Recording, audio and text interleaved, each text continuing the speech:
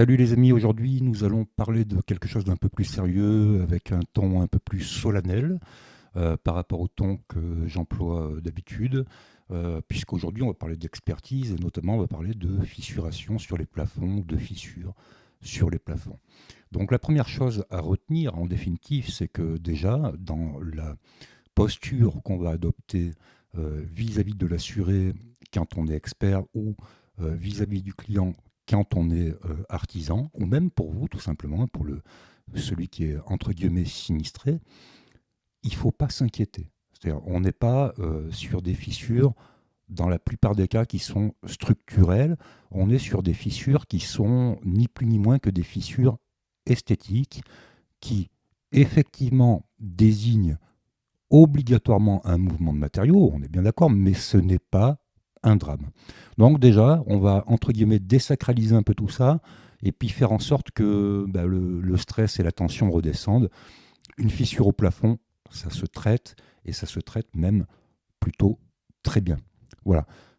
Dans ce cours, on va adopter une posture simple, c'est-à-dire désigner d'une part quels sont les matériaux en présence, quelles sont les typologies de structures en présence, quelles sont les raisons probables de la fissuration et quels sont les moyens de réparer ces fissures au plafond, sachant que dans 80% des cas, 90% des cas, les moyens sont très simples et vous le verrez.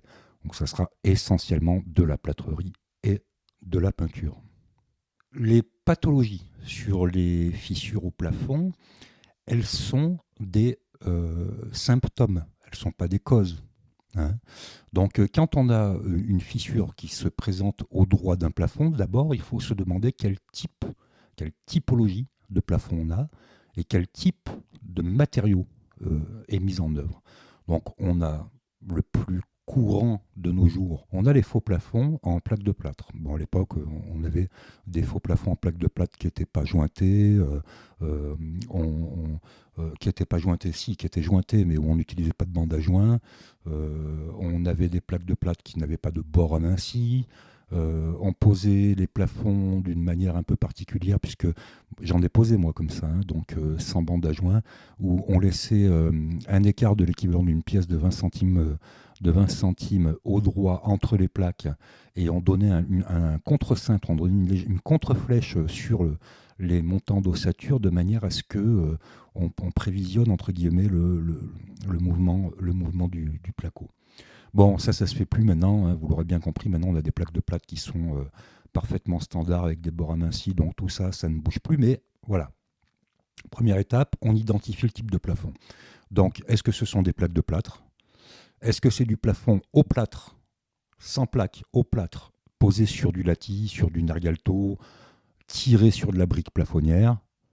Est-ce qu'on a une charpente qui est de type fermette, des combles aménagés, des combles perdus? Est-ce qu'on est sur un plénum?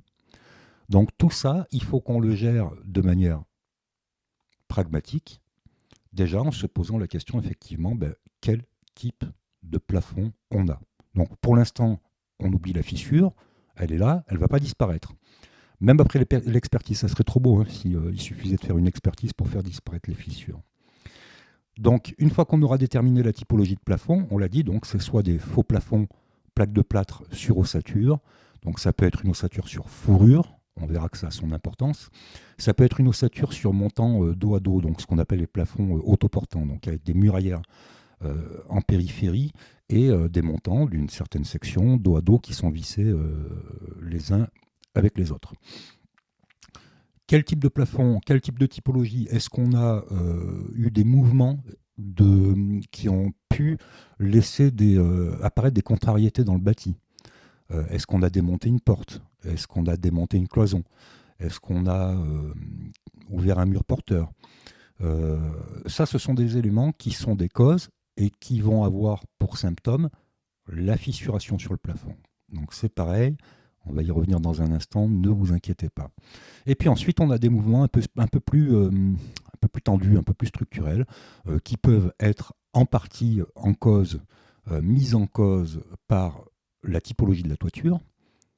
Qu'est-ce qui a été fait? Qu'est-ce qui n'a pas été fait? Alors qu'est-ce qui a été fait?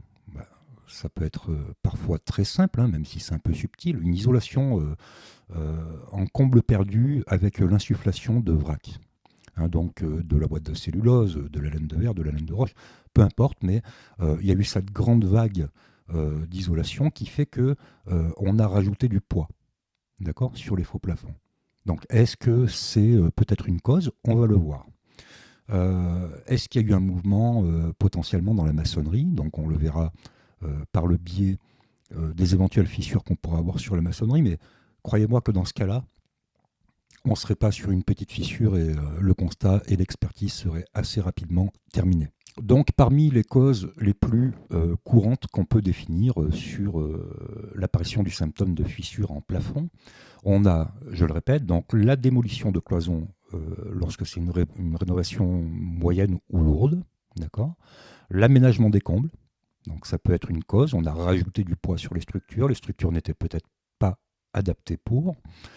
Une contrariété dans le bâti, donc c'est ce que je disais tout à l'heure, c'est lorsqu'on a effectivement peut-être un tassement différentiel de terrain, mais dans ce cas-là, encore une fois, je vous le dis, les fissures seraient suffisamment importantes pour qu'on ne se pose plus la question. D'accord. Mais on verra qu'on a des éléments un peu plus subtils, notamment par le fait qu'on a des vieilles poutraisons en bois qui parfois peuvent venir influer sur la structure et venir contrarier la structure et créer de la fissuration au plafond. Est-ce qu'on a eu un dégât des eaux? Tout bonnement, tout simplement. C'est la première question, pratiquement dans 80% des cas, la première question à se poser. Est-ce qu'on a des fléchissements éventuellement sur un plancher haut? Notamment, et on revient sur le premier ou le deuxième thème que j'avais évoqué, c'est-à-dire qu'on a aménagé, à un moment donné, on a changé des éléments dans les structures, ou est-ce que c'est tout simplement de la vétusté des plafonds anciens? Donc là, on verra que ce ne sont pas des cas dans lesquels on a des plafonds plénum, plaques de plâtre sur fourrure ou sur suspente ou sur plafond autoportant, mais plutôt des vieux plafonds à l'ancienne qui en général sont tirés sur un latis bois. Donc ça, ça arrive, hein, ça fissure. Ça peut être aggravé par un dégât des eaux, mais ça fissure quoi qu'il arrive. Les seuls éléments dans lesquels on aura peu, voire pas de fissure, hein, donc ce sont les plafonds en voûte et les voûtins. Bon là, c'est très rare quand même qu'on ait de la fissuration. Alors les fissures sur les plafonds plâtres. Donc sur les plafonds plates sans plaque de plâtre, hein, je m'entends. Hein, donc ça peut être effectivement le vieillissement du latis, le vieillissement de l'ossature intermédiaire donc composée. Ça ressemble à de la canisse, hein, donc j'essaierai de vous mettre une photo en insert. Ça peut être de la plafonnette aussi, mais c'est souvent sur un latis bois et puis de temps en temps sur du Nergalto quand il y a eu une grosse rénovation. Donc ces fissurations-là, elles sont inesthétiques. Est-ce qu'elles sont inquiétantes? Tant que la fissuration reste légère, quand je dis légère, c'est-à-dire qu'on n'y met pas, la main au travers, hein, donc ça n'a pas d'inquiétude, on est sur de la vétusté. Vétusté qui peut être aggravée par un dégât des eaux ou par une modification de la structure, je le rappelle. Les plafonds anciens qui sont tendus au plâtre, hein, ce sont les plus susceptibles de fissurer. Je vous rappelle qu'à une époque, on utilisait du plâtre de Paris. Hein. Moi, j'ai eu la chance, j'ai eu l'extrême chance, l'extraordinaire chance de travailler sur ces plâtres traditionnels. Donc aujourd'hui, non. Aujourd'hui, on utilise des plâtres qui ont des adjuvants chimiques, donc qui sont bien plus costauds, qui n'ont pas de retrait. À l'époque, ce n'était pas le cas. Donc le moindre mouvement dans les structures peut causer de la fissuration. Ce sont quasi essentiellement que des fissurations esthétiques. Lorsque on est sur des plafonds anciens, la principale problématique, et notamment en expertise, ça va être la capacité qu'on aura d'évaluer la reprise sur ce type de plafond. Alors, ce type de plafond-là, vous le voyez systématiquement, ce sont des plafonds qui souvent sont bosselés. Hein. Souvent, ce sont des plafonds en anse de panier. J'essaye de faire en anse de panier, donc voilà, comme ceci. Hein. On a rarement des arêtes vives. Hein. Ou alors, une deuxième typologie de plafond ancien, on a des encorbellements ou éventuellement des moulures. Donc là, je parle essentiellement aux artisans et aux experts, pardon. Vérifier que ce ne soit pas du staff, parce que si c'est du staff, effectivement, pour calculer l'état des pertes, ça va être un peu plus compliqué, sachant que des staffeurs, il n'y en a plus beaucoup.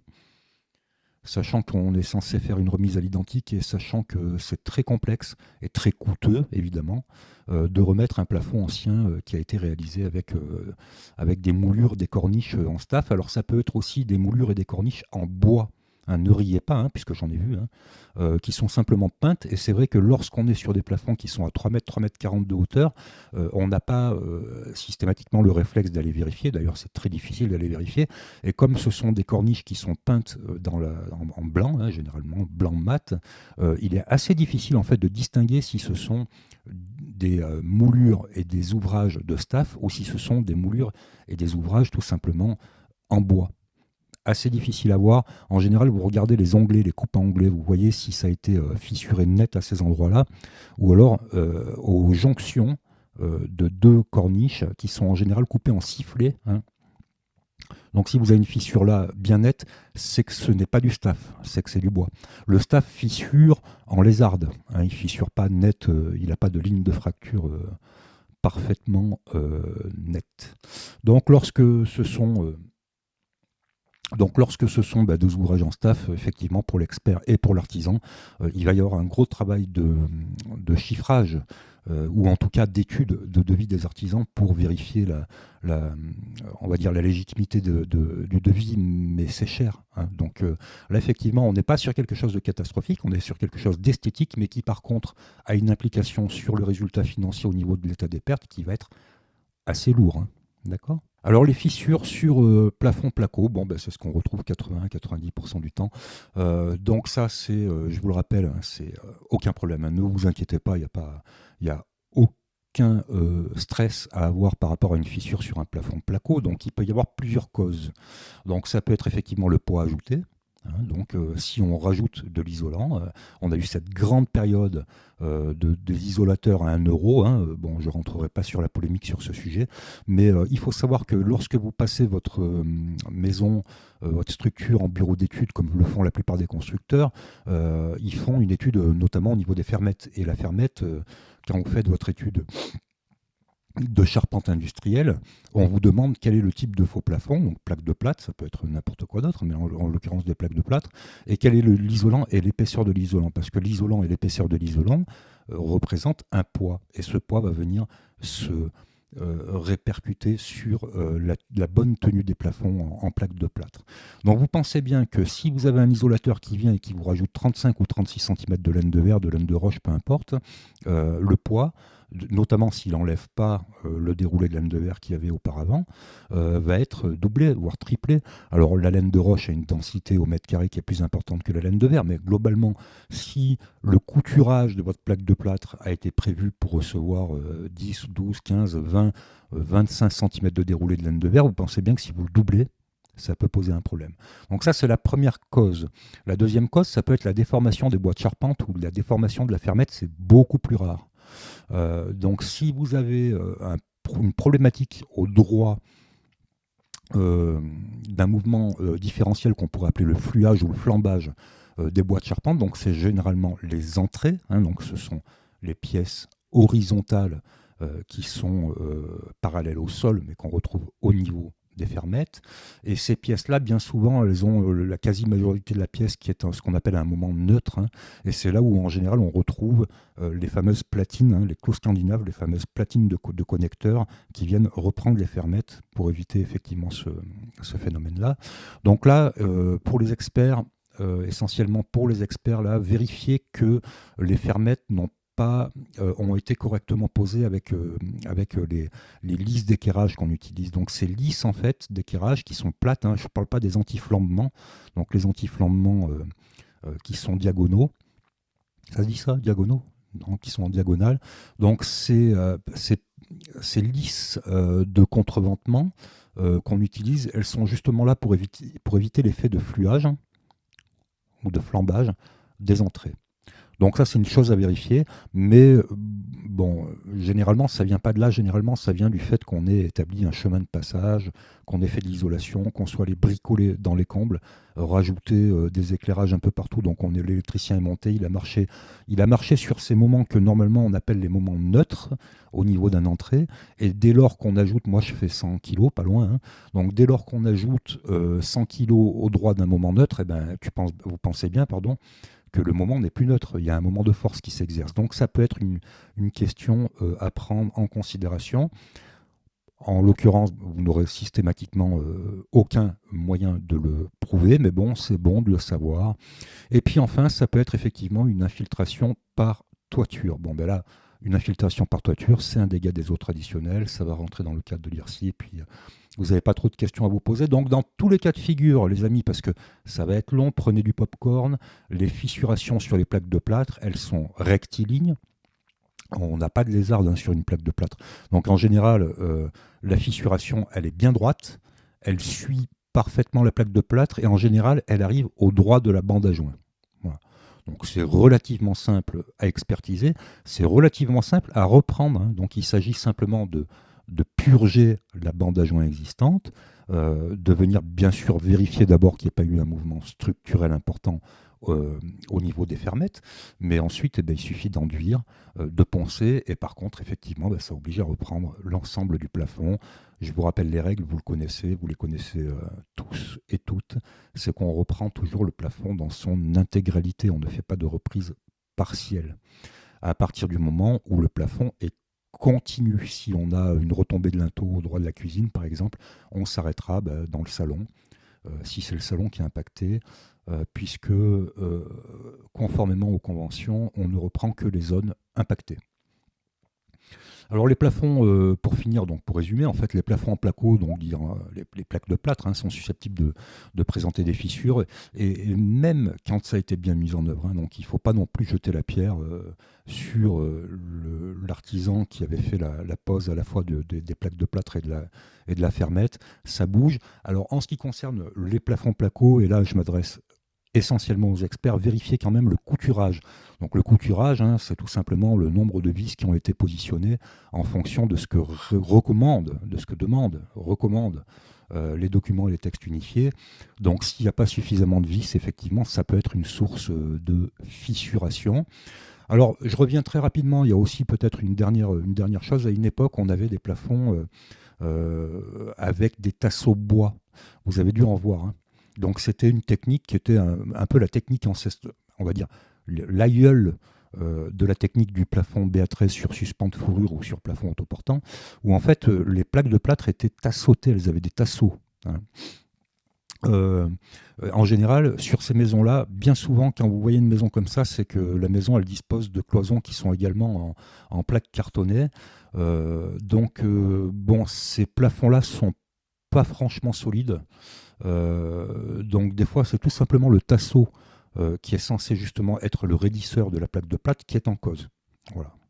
Après des fois ça peut être tout simplement l'installation d'un poêle à bois, d'une chose comme ça, où l'installateur est venu cisailler un de ces tasseaux bois, et du coup il ne joue plus son rôle de raidisseur, donc ça peut être un problème.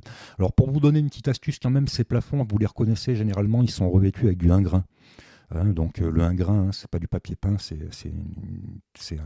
un papier à très fort grammage. C'est pas de la gouttelette, hein, je dis bien du 1 grain. Donc très fort grammage qui donne l'aspect gouttelette mais très fin, très fine. Donc quand vous voyez un plafond comme ça avec l'impression d'avoir du 1 grain sur votre plafond, ne cherchez pas, vous êtes sur un plafond en plaque de plâtre avec des tasseaux de bois. Donc ça bouge. Ça, c'est de la vétusté, les gars. Okay, sauf si, bien sûr, il y a eu un dégât des eaux. Donc on a parlé de l'isolant, c'est important, effectivement, c'est un des problèmes les plus récurrents. C'est une des pathologies, on va dire, les plus récurrentes, et qui a pour principal symptôme de faire fissurer les plaques de plâtre. Donc on vérifie le type de plaque de plâtre, on vérifie s'il n'y a pas eu de contrariété dans le bâti, s'il n'y a pas eu de cloison démontée, s'il n'y a pas eu un poêle à bois de posé, si on n'est pas monté dans les combles pour marcher, pour aller tirer des câbles et des choses comme ça, et qu'on est venu contrarier les moments qui sont censés être neutres au droit des entrées des fermettes. Et en général, pas trop de problème pour les reprises, si ce n'est si vous êtes sur du 1 grain où effectivement il va falloir prendre en considération l'ensemble du plafond, et là effectivement euh, au niveau du devis artisan, ça risque d'être conséquent. C'est très dur à enlever le 1 grain d'ailleurs, la plupart ne l'enlèvent plus, viennent remapper par-dessus. Le fléchissement des fermettes, on l'a dit, c'est beaucoup plus rare. Donc, s'il y a un problème de fléchissement des fermettes, posez-vous la question de s'il y avait une modification substantielle de la structure. Voilà. Ou si quelqu'un est monté, un mec comme moi, par exemple, un gars comme moi qui fait 100 kg, s'est amusé à passer une semaine dans les comptes pour tirer des gaines. Donc ça peut être aussi un problème. Alors, c'est un problème ponctuel, mais qui engendre un dégât, effectivement. Et enfin, le dégât des eaux, le véritable coupable, on l'a vu. Hein. Donc, chaque fois qu'on a un dégât des eaux, on a un fort risque, effectivement, de voir se fissurer les plaques de plâtre. Alors, le dégât des eaux n'est pas forcément très visible et tangible. Hein. C'est-à-dire qu'en règle générale, quand on est sur un faux plafond de type fermette, suspente, fourrure et plaque de plâtre, on a un déroulé de laine de verre de 200-240 mm. Lui, il a tendance à se gorger d'eau. Hein. Donc, non seulement il va se gorger d'eau, mais en plus, il va mettre un temps assez phénoménal à sécher. Donc, s'il se gorge d'eau et qu'il met très très longtemps à sécher, au bout d'un moment, il va finir par attaquer le plâtre et en général, il va l'attaquer au droit de la bande à joint. Donc, c'est en général la bande à joint qui va fissurer parce qu'elle ne sera plus intègre.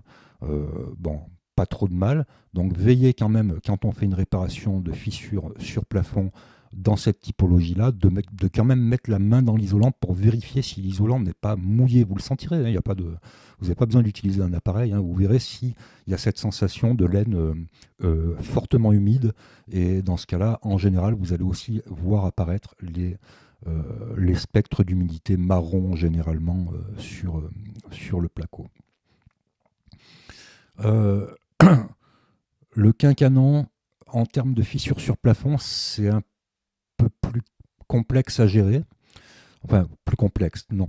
Disons que le quincanon, quand ça fissure en général, on le voit bien, ça suit les plafonnettes. Alors, pour ceux qui ne savent pas ce qu'est le quincanon, d'ailleurs, je ne sais même pas si ce terme est un terme réellement qu'on peut réellement utiliser ou si c'est juste une terminologie régionale par rapport à ce qu'on fait nous ici. Donc c'est de la plafonnette, le véritable terme. Donc ce sont des briques creuses, des briques plâtrières creuses, hein, qui font généralement 4 cm, qui sont vides, qui sont posées sur un système de suspente, hein, des pitons de réhabilitation tout simple, hein, et sur lesquels on va venir enduire. Donc c'est un système qui est extrêmement solide, extrêmement costaud. En général, quand on fait ça, c'est qu'on a un comble technique, on a un petit plénum généralement de quelques centimètres, 4, 5, 6 cm, ça dépend des cas de figure. Bien souvent, on va retrouver aussi de l'isolant, alors c'est un peu galère effectivement. Donc, alors, ces fissures-là, elles sont généralement en lézardes, elles sont pas rectilignes, mais ce ne sont pas des lézardes en escalier, hein, comme on pourrait le voir sur des murs, ce sont des lézardes qui vont en général venir suivre les plafonnettes, c'est-à-dire que si vous voyez quelque chose qui n'est pas totalement rectiligne, mais qui suit quand même un schéma, vous êtes sur de la plafonnette, du quincanon, vous ne posez pas de questions. Alors, c'est relativement solide, c'est très très solide, le quincanon. Donc il n'y a pas trop de risque d'aggravation. Par contre, à reprendre, ouais, c'est un peu plus. C'est presque de la plâtrerie traditionnelle, ça reste du revêtement. Donc faire attention à ce type de fissures-là. Alors, elles apparaissent quand ces fissures-là sur le quincanon, soit par vétusté, mais vraiment, vraiment vétusté, soit dans le collectif quand il y a eu des gros travaux qui ont été faits au-dessus de l'appartement, soit effectivement chez soi quand on a cassé des cloisons. Voilà. Donc quand on commence à casser des cloisons qui sont généralement des cloisons en briques plâtrières, on stresse le bâti, hein, on lui fait énormément de mal au bâti, surtout que généralement on y va à la masse. Donc ça, les plafonds n'aiment pas. Et qu'est-ce qui va se passer en fait, tout simplement, c'est que c'est le liant qui est entre les plafonnettes, qui lui ne va pas supporter le stress qu'on lui apporte et qui va commencer à se désolidariser. Ça tombera pas, hein. Il n'y a aucun risque que ça tombe, vous inquiétez pas. Par contre, effectivement, ça va fissurer. Donc là, pareil, on est obligé clairement de reprendre l'ensemble du plafond. Et là, par contre, il faut gorger, hein, il faut dégorger, pardon, pas gorger, il faut dégorger en bêche chacune des fissures avec un burin, un ciseau. Moi, j'utilise un ciseau à bois pour faire ça, un vieux ciseau à bois qui ne me sert plus. Pour faire ça, donc on va venir dégorger. Alors c'est long, c'est fastidieux. Et puis ensuite, on va venir soit calicoter, on peut le faire, hein, il n'y a aucun problème à calicoter là-dessus, soit utiliser des enduits avec des adjuvants chimiques et qui n'ont pas de retrait. C'est très important. Parce que si vous utilisez un enduit qui a du retrait, il ne tiendra pas. Faut pas mettre du MAP, en fait. Ce que je veux dire par là, c'est que soit vous y allez avec du PF3 ou des enduits Altec ou des enduits Knauf. Hein.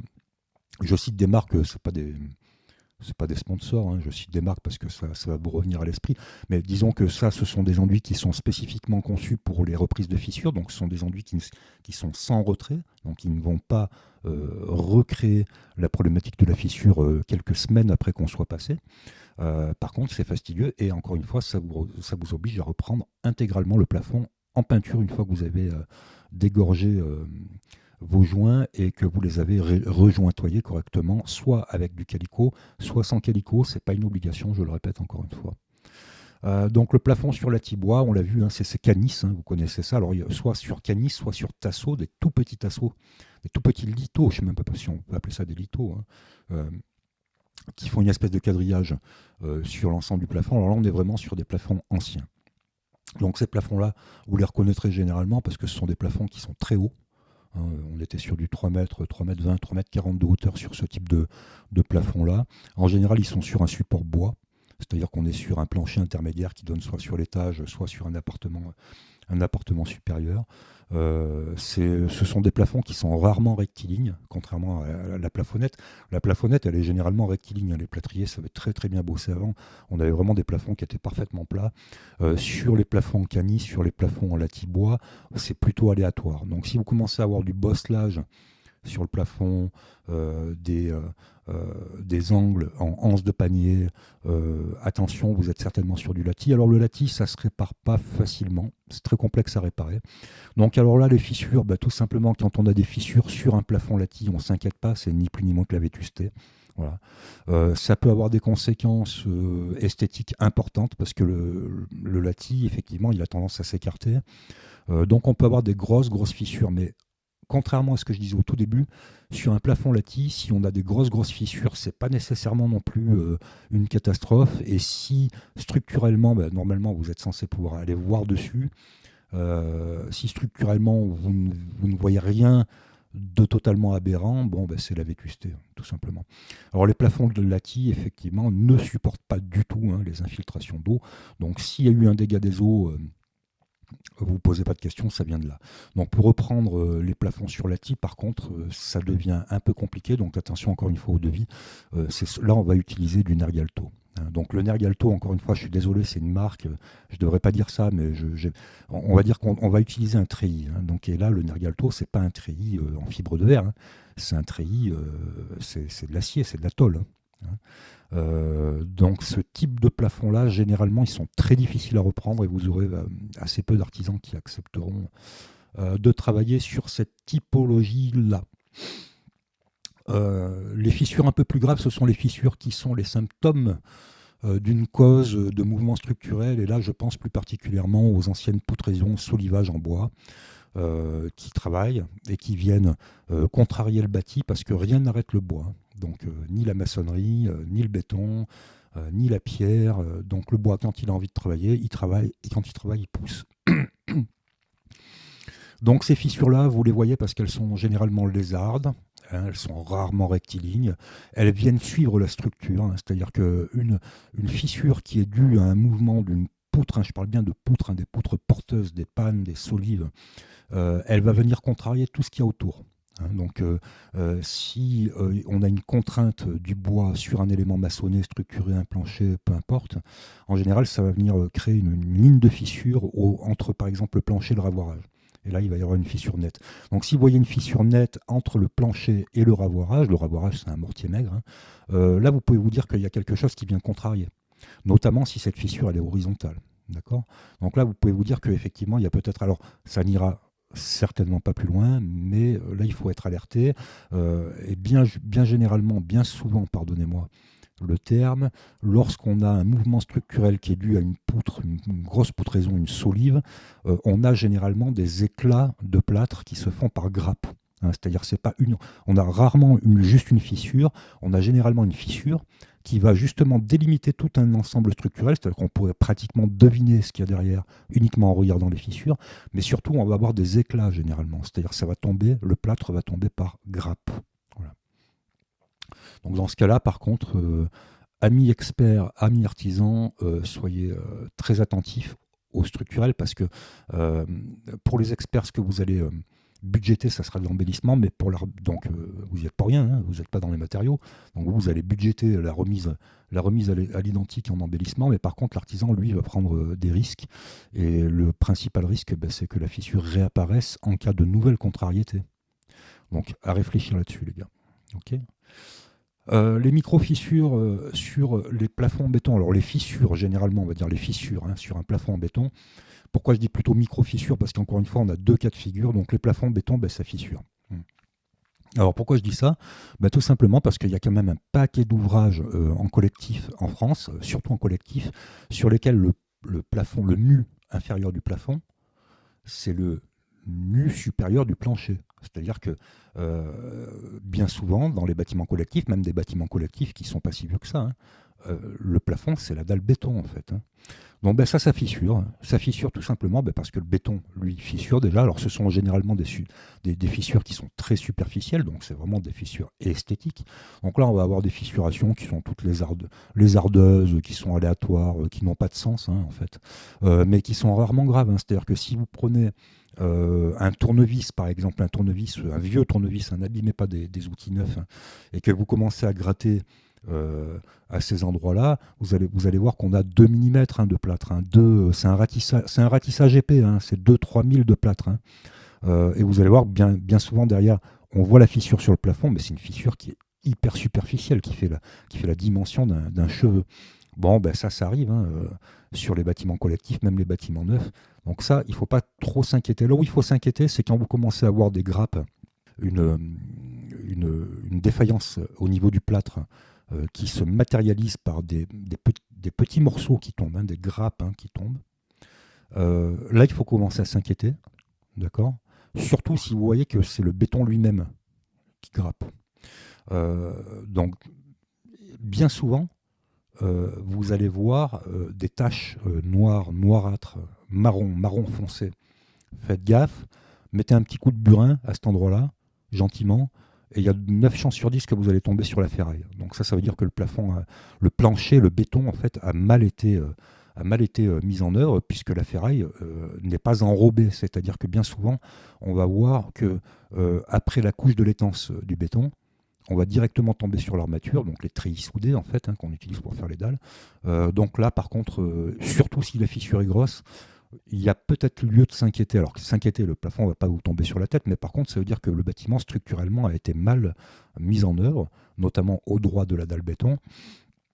Ça, je pense qu'il faut quand même faire attention. En tout cas, il faut alerter. Donc, alors, l'expert doit alerter là-dessus.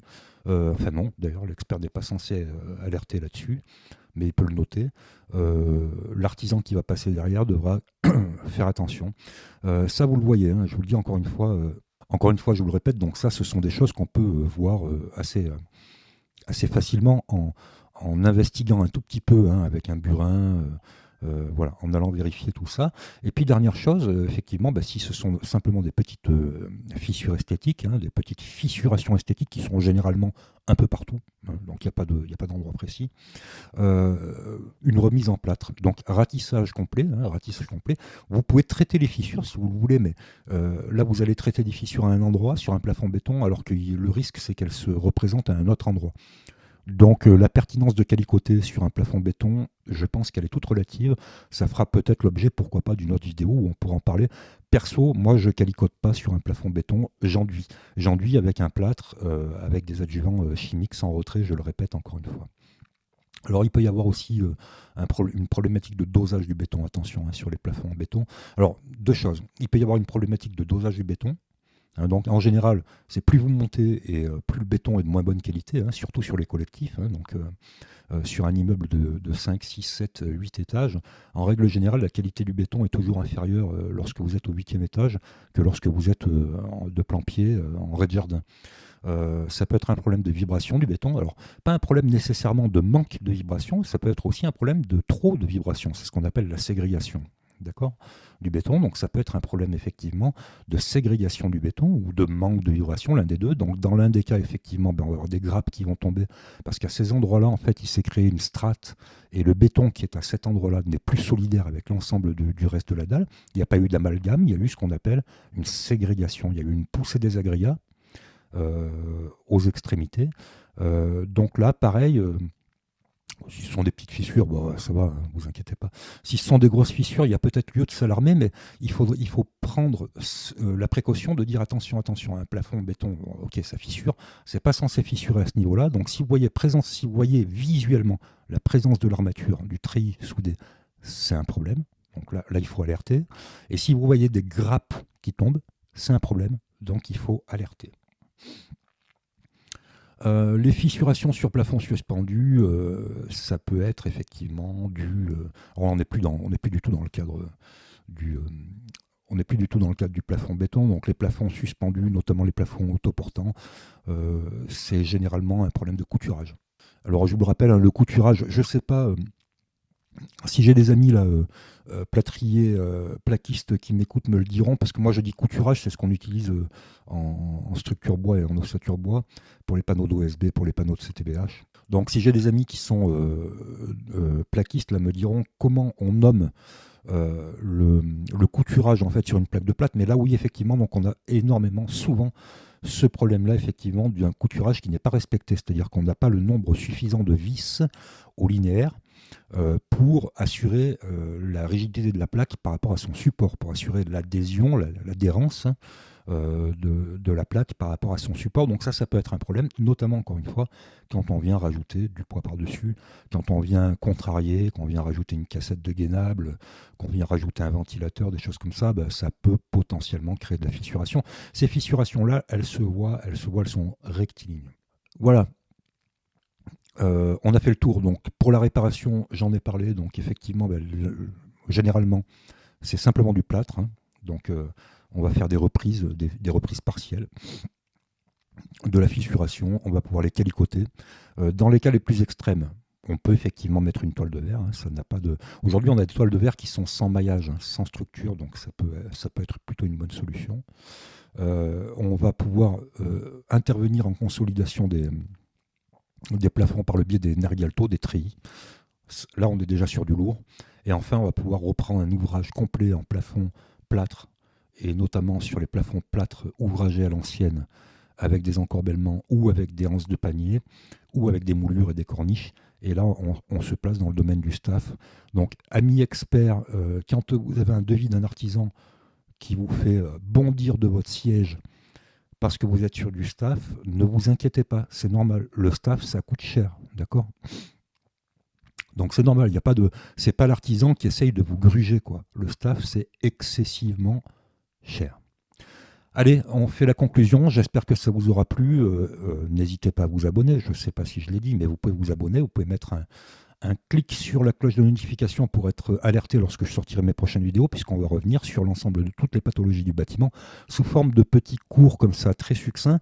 Je vous rappelle que vous avez la possibilité effectivement de retrouver le support de ce que je viens de dire là, beaucoup plus documenté sur le site monbâtiment.fr, sur mon site monbâtiment.fr, sur lequel le but c'est à terme d'analyser, d'archiver et de réfléchir et de partager les connaissances sur l'ensemble de toutes les pathologies qui sont liées au bâtiment, la possibilité et les mesures de reprise.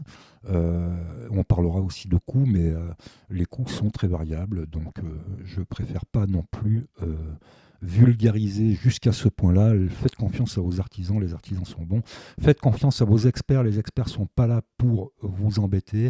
Un expert en bâtiment, que ce soit un expert de compagnie ou que ce soit un expert d'assuré, n'est pas là pour vous embêter. Les experts, ce sont des gens empathiques, ce sont des gens qui bien souvent sont là pour vous aider, enfin qui tout le temps sont là pour vous aider, pardon.